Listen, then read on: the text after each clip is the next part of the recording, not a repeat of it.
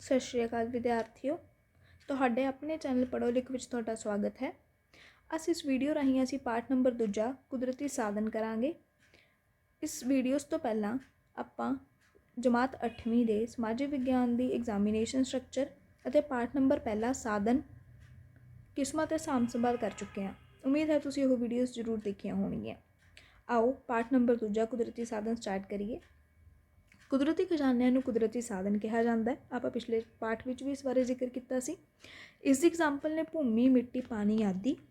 ਇਹ ਸਾਧਨ ਕਿਸੇ ਵੀ ਦੇਸ਼ ਦੀ ਅਰਥ ਵਿਵਸਥਾ ਦੀ ਰੀੜ੍ਹ ਦੀ ਹੱਡੀ ਜੋ ਹੈ ਖਵਾਉਂਦੇ ਹਨ। ਹੁਣ ਆਪਾਂ ਇਸ ਦੇ ਸਾਧਨਾਂ ਬਾਰੇ, ਕਿਸਮਾਂ ਬਾਰੇ ਅੱਗੇ ਪੜ੍ਹਾਂਗੇ। ਭੂਮੀ ਸਾਧਨ ਸ਼ੁਰੂ ਤੋਂ ਹੀ ਜੋ ਮਨੁੱਖ ਹੈ ਆਪਣੀਆਂ ਲੋੜਾਂ ਵਾਸਤੇ ਭੂਮੀ ਨੂੰ ਵਰਤਦਾ ਆ ਰਿਹਾ ਬੱਚਿਓ। ਇਸ ਦੀ ਵਰਤੋਂ ਆਦਮੀ ਦੇ ਜੀਵਨ ਵਿੱਚ ਵਡਮੁੱਲਾ ਸਥਾਨ ਰੱਖਦੀ ਹੈ। ਇਨਸਾਨ ਭੂਮੀ ਨੂੰ ਬਹੁਤ ਢੰਗਾਂ ਨਾਲ ਵਰਤਦਾ ਹੈ। ਇਨਸਾਨ ਇਸ ਦੇ ਵਿੱਚ ਨੂੰ ਰਹਿਣ ਲਈ ਅਤੇ ਹੋਰ ਕਿਰਿਆਵਾਂ ਜਿਵੇਂ ਕਿ ਆਰਥਿਕ ਅਤੇ ਸੱਭਿਆਚਾਰਿਕ ਕਿਰਿਆਵਾਂ ਲਈ ਵਰਤਦਾ ਹੈ। ਧਰਤੀ ਦਾ 29% ਹਿੱਸਾ ਜੋ ਬੇਟਾ ਉਹ ਭੂਮੀ ਨਾਲ ਕਵਰ ਹੈ ਅਤੇ 71% ਹਿੱਸਾ ਪਾਣੀ ਨਾਲ ਕਵਰ ਹੈ। ਜੋ 29% ਹਿੱਸਾ ਭੂਮੀ ਦਾ ਹੈ ਉਸਨੂੰ ਵੱਖਰੇ ਵੱਖਰੇ ਧਰਾਤਲੀ ਵਰਗਾਂ ਵਿੱਚ ਵੰਡਿਆ ਗਿਆ ਹੈ, ਜਿਵੇਂ ਕਿ ਪਹਾੜ, ਪਠਾਰ, ਮੈਦਾਨ ਆਦਿ। ਭਾਰਤ ਦਾ ਖੇਤਰਫਲ ਕੁੱਲ ਮਿਲਾ ਕੇ 32,87,782 ਵਰਗ ਕਿਲੋਮੀਟਰ ਹੈ ਬੇਟਾ।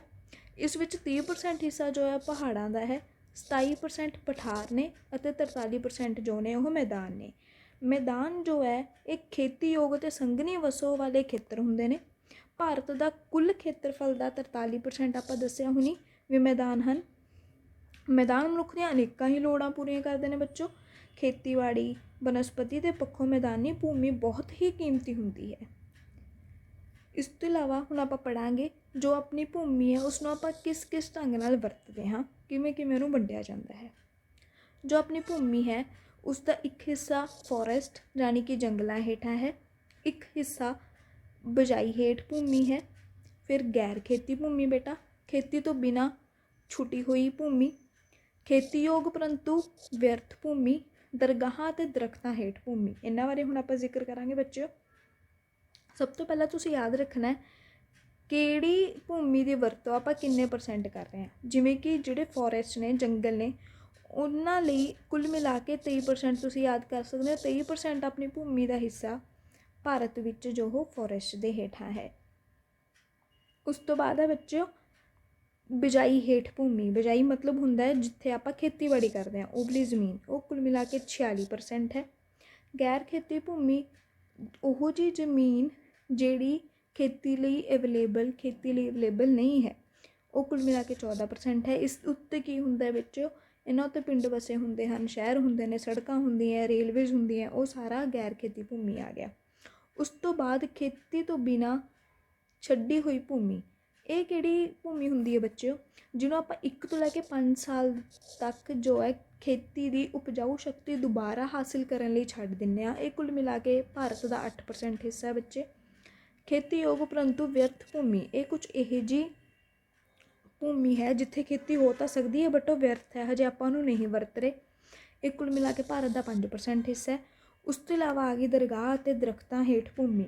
ਇਹ ਭੂਮੀ ਹੈ ਜਿਹੜੀ ਦਰਖਤਾਂ ਹੇਠਾਂ ਜਾਂ ਫਿਰ ਪਸ਼ੂਆਂ ਨੂੰ ਚਰਾਉਣ ਵਾਸਤੇ ਛੱਡੀ ਗਈ ਹੈ। ਇਹ ਵੀ ਕੁੱਲ ਭਾਰਤ ਦਾ 4% ਹਿੱਸਾ ਹੈ। ਬੱਚੇ ਤੁਸੀਂ ਇਸ ਨੂੰ ਯਾਦ ਰੱਖ ਸਕਦੇ ਹੋ ਕਿਹੜੀ ਭੂਮੀ ਕਿਸ ਚੀਜ਼ ਲਈ ਵਰਤੀ ਜਾਂਦੀ ਹੈ ਅਤੇ ਕਿੰਨੇ % ਉਹ ਹਿੱਸਾ ਜੋ ਹੈ ਭਾਰਤ ਦਾ ਰੱਖਦੀ ਹੈ।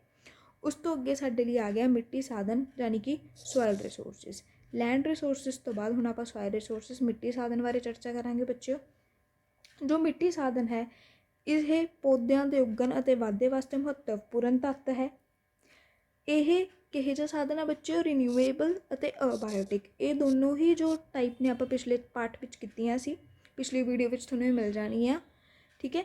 ਅਜੈਵਿਕ ਮਤਲਬ ਜਿਸ 'ਚ ਜੀਵਨ ਨਹੀਂ ਹੁੰਦਾ, ਅਤੇ ਨਵਾਇਓਨ ਯੋਗ ਮੀਨਸ ਹੁੰਦਾ ਇਹ ਜਿਹਾ ਸਾਧਨ ਜਿਹੜਾ ਦੁਬਾਰਾ ਨਵਾਂ ਬਣ ਜਾਂਦਾ ਹੈ, ਠੀਕ ਹੈ ਬੱਚਿਓ। ਮਿੱਟੀ ਦੀ ਜੋ ਰਚਨਾ ਹੈ, ਮਿੱਟੀ ਕਿਵੇਂ ਬਣਦੀ ਹੈ? ਮਿੱਟੀ ਬਹੁਤ ਤੱਤਾਂ 'ਤੇ ਡਿਪੈਂਡ ਕਰਦੀ ਹੈ ਵੀ ਕਿਹੋ ਜਿਹੀ ਮਿੱਟੀ ਬਣੇਗੀ। ਜਿਹੜੇ ਮੇਨ ਤੱਤ ਨੇ ਉਹ ਨੇ ਪੇਰੈਂਟ ਰੌਕ ਯਾਨੀ ਕਿ ਮੂਲ ਚੱਟਾਨ ਜਿਸ ਤੋਂ ਮਿੱਟੀ ਬਣੀ ਹੈ, ਕਲਾਈਮੇਟ ਉਸ ਜਗ੍ਹਾ ਦਾ, ਜਲਵਾਯੂ, ਪੌਦੇ ਅਤੇ ਸਮਾਂ। ਇਹ ਮੁੱਖ 4 ਫੈਕਟਰਸ ਹਨ ਜੋ ਸਾਡੀ ਮਿੱਟੀ ਦੀ ਰਚਨਾ ਉੱਤੇ ਬਹੁਤ ਜ਼ਿਆਦਾ ਇਫੈਕਟ ਜੋ ਨੇ ਪਾਉਂਦੇ ਨੇ। ਉਸ ਤੋਂ ਬਾਅਦ ਵਿੱਚੋਂ ਹੁਣ ਆਪਾਂ ਮਿੱਟੀ ਦੀਆਂ ਕਿਸਮਾਂ ਕਰਾਂਗੇ। ਮਿੱਟੀ ਦੀਆਂ ਕਿਸਮਾਂ ਬਹੁਤ ਤਰ੍ਹਾਂ ਦੀਆਂ ਹਨ, ਉਹਨਾਂ 'ਚੋਂ ਕੁਝ ਕਿਸਮਾਂ ਬਾਰੇ ਆਪਾਂ ਸੰਖੇਪ ਵਿੱਚ ਜਾਣਕਾਰੀ ਲਵਾਂਗੇ। ਸਭ ਤੋਂ ਪਹਿਲਾਂ ਆ ਗਿਆ ਬੱਚੋ ਜਲੋਢੀ ਮਿੱਟੀ, ਯਾਨੀ ਕਿ ਐਲੂਵੀਅਲ ਸੋਇਲ। ਇਹ ਇਹੋ ਜਿਹੀ ਮਿੱਟੀ ਹੈ ਬੇਟਾ ਜਿਹਨੂੰ ਆਪਾਂ ਖੇਤੀਬਾੜੀ ਲਈ ਵਰਤਦੇ ਹਾਂ, ਕਿਉਂਕਿ ਇਹ ਸਭ ਤੋਂ ਉਪਜਾਊ ਮਿੱਟੀ ਹੁੰਦੀ ਹੈ। ਆਪਣੇ ਦੇਸ਼ ਦਾ ਲਗਭਗ 45% ਜੋ ਹਿੱਸਾ ਹੈ ਉਹ ਐਲੂਵੀਅਲ ਸੋਇਲ ਦਾ ਹੀ ਹੈ। ਇਸ ਦੀਆਂ ਅੱਗੇ ਦੋ ਕਿਸਮਾਂ ਨੇ ਬੱਚੋ, ਖਾਡਰ ਅਤੇ ਬਾਂਗਰ। ਖਾਡਰ ਕਿਹੜੀ ਹੁੰਦੀ ਹੈ, ਜਿਹੜੀ ਨਵੀਂ ਜੰਮੀ ਮਿੱਟੀ ਹੁੰਦੀ ਹੈ, ਅਤੇ ਬਾਂਗਰ ਪੁਰਾਣੀ ਜੰਮੀ ਮਿੱਟੀ ਨੂੰ ਕਹਿੰਦੇ ਨੇ ਬੱਚੋ। ਇਸ ਤੋਂ ਇਲਾਵਾ ਤੁਸੀਂ ਯਾਦ ਰੱਖੋਗੇ ਨਦੀਆਂ, ਦਰਿਆਵਾਂ, ਸਮੁੰਦਰੀ ਲਹਿਰਾਂ ਦੁਆਰਾ ਇਹ ਲਿਆ ਕੇ ਜਮ੍ਹਾਂ ਕੀਤੀ ਹੋਈ ਮਿੱਟੀ ਹੁੰਦੀ ਹੈ। ਸਭ ਤੋਂ ਵੱਧ ਭਾਰਤ ਵਿੱਚ ਇਹ ਉੱਤਰੀ ਮੈਦਾਨਾਂ ਵਿੱਚ ਪਾਈ ਜਾਂਦੀ ਹੈ। ਉਸ ਤੋਂ ਬਾਅਦ ਬੱਚੋ ਦੂਸਰੀ ਆ ਗਈ ਬਲੈਕ ਸੋਇਲ, ਯਾਨੀ ਕਿ ਕਾਲੀ ਮਿੱਟੀ। ਇਹਦਾ ਦੂਸਰਾ ਨਾਮ ਰੈਗਰ ਜਾਂ ਫਿਰ ਕਪਾਹੀ ਮਿੱਟੀ ਇਸ ਨੂੰ ਕਿਹਾ ਜਾਂਦਾ ਹੈ। ਕਪਾਹੀ ਮਿੱਟੀ ਇਸ ਨੂੰ ਕਿਉਂ ਕਿਹਾ ਜਾਂਦਾ ਹੈ, ਕਿਉਂਕਿ ਕਪਾਹ ਹੈ ਜੋ ਉਹ ਉਗਾਉਣ ਲਈ ਸਭ ਤੋਂ ਬੈਸਟ ਮਿੱਟੀ ਹੈ ਬੱਚਿਓ। ਇਹ ਆਪਣੇ ਭਾਰਤ ਦਾ ਟੋਟਲ 16.6%। ਇਹ ਮਿੱਟੀ ਅਗਨੀ ਚੱਟਾਨਾਂ ਤੋਂ ਬਣੀ ਹੋਈ ਹੈ। ਮੁੱਖ ਜਿਹੜੇ ਰਾਜ ਨੇ ਉਹ ਮਹਾਰਾਸ਼ਟਰ, ਮੱਧ ਪ੍ਰਦੇਸ਼, ਆਂਧਰਾ ਪ੍ਰਦੇਸ਼ ਆਦਿ ਨੇ, ਜਿੱਥੇ ਆਪਾਂ ਨੂੰ ਬਲੈਕ ਸੋਇਲ ਸਭ ਤੋਂ ਵੱਧ ਮਿਲਦੀ ਹੈ। ਉਸ ਤੋਂ ਬਾਅਦ ਆ ਗਿਆ ਬੇਟਾ ਰੈੱਡ ਸੋਇਲ। ਰੈੱਡ ਸੋਇਲ ਜੋ ਆਪਣੇ ਕੁੱਲ ਮਿਲਾ ਕੇ ਭਾਰਤ ਦਾ 10.6% ਹਿੱਸਾ ਹੈ।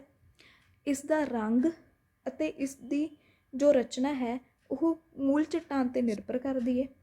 ਚੂਨਾ, ਮੈਗਨੀਸ਼ੀਅਮ, ਫਾਸਫੇਟ, ਨਾਈਟ੍ਰੋਜਨ, ਇਹਨਾਂ ਸਾਰੇ ਤੱਤਾਂ ਦੀ ਇਸ ਮਿੱਟੀ ਵਿੱਚ ਘਾਟ ਹੁੰਦੀ ਹੈ। ਇਹ ਮਿੱਟੀ ਜੋ ਹੈ ਤਾਮਿਲਨਾਡੂ, ਕਰਨਾਟਕ, ਮੱਧ ਪ੍ਰਦੇਸ਼ ਆਦਿ ਰਾਜਾਂ ਵਿੱਚ ਪਾਈ ਜਾਂਦੀ ਹੈ। ਇਹ ਮਿੱਟੀ ਘੱਟ ਉਪਜਾਊ ਹੈ, ਬਟ ਖਾਦਾਂ ਦੇ ਪ੍ਰਯੋਗ ਨਾਲ ਆਪਾਂ ਇਸ 'ਚ ਕਪਾਹ, ਦਾਲਾਂ, ਆਲੂ, ਫਲ ਆਦਿ ਉਗਾ ਸਕਦੇ ਹਾਂ। ਉਸ ਤੋਂ ਬਾਅਦ ਬੇਟਾ ਆ ਗਿਆ ਲੈਟਰਾਈਟ ਸੋਇਲ, ਲੈਟਰਾਈਟ ਮਿੱਟੀ। ਕੁੱਲ ਮਿਲਾ ਕੇ ਧਰਤੀ ਦਾ ਨਹੀਂ, ਭਾਰਤ ਦਾ ਇਹ 7.5% ਹੈ ਬੇਟਾ। 90% ਇਸ ਮਿੱਟੀ ਵਿੱਚ ਲੋਹਾ, ਐਲੂਮੀਨੀਅਮ ਅਤੇ ਮੈਗਨੀਜ਼ ਪਾਇਆ ਜਾਂਦਾ ਹੈ। ਇਹ ਮਿੱਟੀ ਉੱਥੇ ਪਾਈ ਜਾਂਦੀ ਹੈ ਜਿੱਥੇ ਉੱਚਾ ਤਾਪਮਾਨ ਅਤੇ ਜ਼ਿਆਦਾ ਵਰਖਾ ਹੋਵੇ। ਇਹ ਮਿੱਟੀ ਵੀ ਲਾਲ ਮਿੱਟੀ ਦੀ ਤਰ੍ਹਾਂ ਘੱਟ ਉਪਜਾਊ ਹੈ, ਬਟ ਖਾਦਾਂ ਨਾਲ ਇਸ ਨੂੰ ਆਪਾਂ ਚਾਹ, ਕੌਫੀ, ਰਬੜ ਉਗਾਉਣ ਲਈ ਪ੍ਰਯੋਗ ਕਰ ਸਕਦੇ ਹਾਂ। ਮਾਲਵਾ ਪਠਾਰ ਵਿੱਚ, ਮਹਾਰਾਸ਼ਟਰ, ਆਂਧਰਾ ਪ੍ਰਦੇਸ਼ ਵਿੱਚ ਇਹ ਵਾਲੀ ਮਿੱਟੀ ਜੋ ਹੈ ਪਾਈ ਜਾਂਦੀ ਹੈ। ਉਸ ਤੋਂ ਬਾਅਦ ਬੇਟਾ ਆ ਗਿਆ ਜੰਗਲੀ ਅਤੇ ਪਰਬਤੀ ਮਿੱਟੀ। ਜੰਗਲੀ ਅਤੇ ਪਰਬਤੀ ਮਿੱਟੀ ਕਿਹੜੀ ਹੁੰਦੀ ਹੈ ਬੇਟਾ, ਨਾਮ ਤੋਂ ਹੀ ਕਲੀਅਰ ਹੋ ਰਿਹਾ, ਉਹੋ ਜਿਹੀ ਮਿੱਟੀ ਜੋ ਜੰਗਲਾਂ ਅਤੇ ਪਰਬਤਾਂ ਵਾਲੇ ਇਲਾਕਿਆਂ ਵਿੱਚ ਪਾਈ ਜਾਂਦੀ ਹੈ। ਇਸ ਵਿੱਚ ਹਿਊਮਸ ਦਾ ਕੰਟੈਂਟ ਬਹੁਤ ਜ਼ਿਆਦਾ ਹੁੰਦਾ ਹੈ। ਹਿਊਮਸ ਯਾਨੀ ਕਿ ਜੈਵਿਕ ਮਾਦਾ, ਜੋ ਆਪਣੇ ਪੇੜ ਪੌਦੇ ਨੇ, ਪੱਤੇ ਮਿੱਟੀ 'ਤੇ ਗਿਰਦੇ ਨੇ ਨਾ ਬੇਟਾ, ਉੱਥੋਂ ਜਿਹੜੀ ਮਿੱਟੀ ਬਣਦੀ ਹੈ। ਇਸ ਵਿੱਚ ਵੀ ਚੂਨਾ, ਪੋਟਾਸ਼ ਅਤੇ ਫਾਸਫੋਰਸ ਦੀ ਕਮੀ ਹੁੰਦੀ ਹੈ। ਜੋ ਇਹ ਵਾਲੀ ਮਿੱਟੀ ਆ ਫੋਰੈਸਟ ਅਤੇ ਮਾਊਂਟੇਨ ਸੋਇਲ, ਸਾਨੂੰ ਜ਼ਿਆਦਾਤਰ ਪੂਰਬੀ ਅਤੇ ਪੱਛਮੀ ਘਾਟਾਂ 'ਤੇ ਮਿਲਦੀ ਹੈ।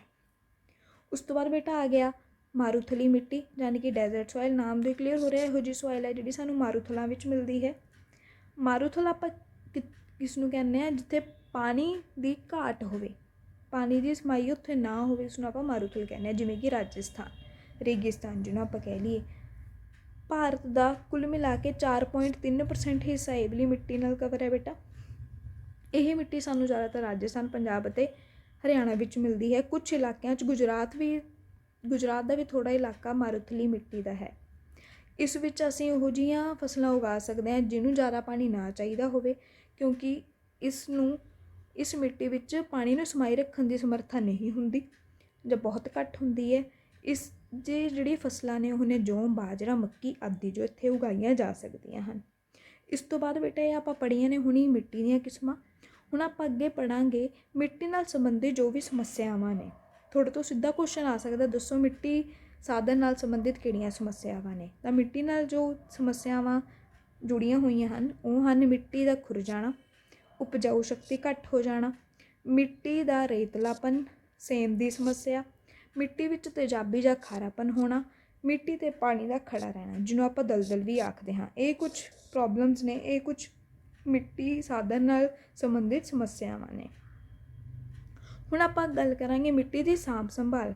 ਹੁਣ ਆਪਾਂ ਮਿੱਟੀ ਦੀਆਂ ਕਿਸਮਾਂ ਪੜ੍ਹ ਲਈਆਂ, ਮਿੱਟੀ ਨਾਲ ਸੰਬੰਧਿਤ ਸਮੱਸਿਆਵਾਂ ਪੜ੍ਹ ਲਈਆਂ। ਹੁਣ ਆਪਾਂ ਗੱਲ ਕਰਾਂਗੇ ਕਿ ਮਿੱਟੀ ਦੀ ਸਾਂਭ ਸੰਭਾਲ ਕਿਵੇਂ ਕੀਤੀ ਜਾ ਸਕਦੀ ਹੈ। ਤਾਂ ਮਿੱਟੀ ਨੂੰ ਖੁਰਨ ਤੋਂ ਬਚਾਉਣਾ ਚਾਹੀਦਾ ਹੈ। ਪਹਾੜਾਂ ਦੀ ਢਲਾਨਾਂ ਉੱਤੇ ਜੋ ਨੇ ਰੁੱਖ ਪੌਦੇ ਲਗਾਓ ਤਾਂ ਕਿ ਮਿੱਟੀ ਖਿਸਕ ਕੇ ਥੱਲੇ ਨਾ ਆਵੇ। ਪਾਣੀ ਦਾ ਨਿਕਾਸ ਕਰੀਏ ਤਾਂ ਜੋ ਸੇਮ ਦੀ ਸਮੱਸਿਆ ਤੋਂ ਮੁਕਤੀ ਪਾਈ ਜਾ ਸਕੇ।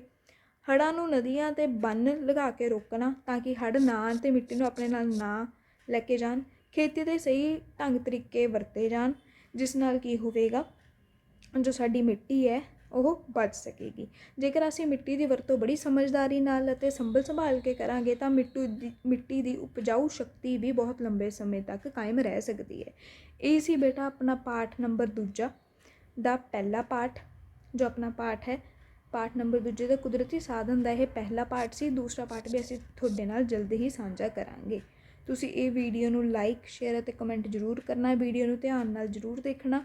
2-3 ਵਾਰੀ ਦੇਖਣ ਨਾਲ ਇਸ ਵੀਡੀਓ ਨੂੰ ਤੁਹਾਡਾ ਕੋਈ ਵੀ ਪ੍ਰਸ਼ਨ ਇਸ ਪਾਠ ਵਿੱਚੋਂ ਨਹੀਂ ਰਹੇਗਾ।